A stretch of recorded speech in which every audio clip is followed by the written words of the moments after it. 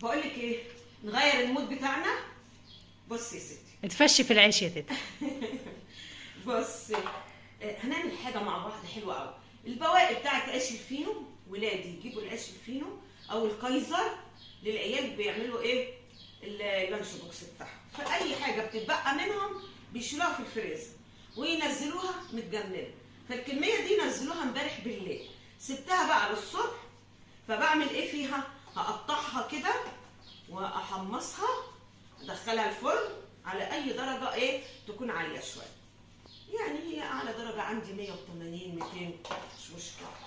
وطبعا كل واحد حسب ايه الفرن بتاعه. هعمل لكم شويه بقسماط.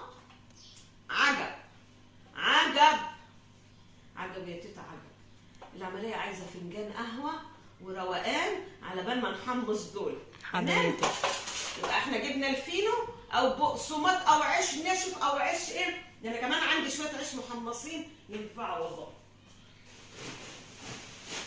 شايفه؟ ده العيش الشمسي اللي هو محمص ده. انا كنت دايما ادقه بالفوق بالهون النحاس اهو، عادي يتكسر وايه ويتعمل بقسماط، بيبقى تحفه. بس ده بعد ما يطحن يتغربل يا تيتا. انا طول عمري اعمل ده على طول. لا بقول يتغربل عشان ما يبقاش خشن. وده برضه هيتغربل. تمام. ده لازم يتغربل. احنا عايزين البقسماط يبقى ناعم. ناعم خالص. طيب تمام. ده اللي لسه هيتعمل. اما ده بقى انا كنت عاملاه اهو.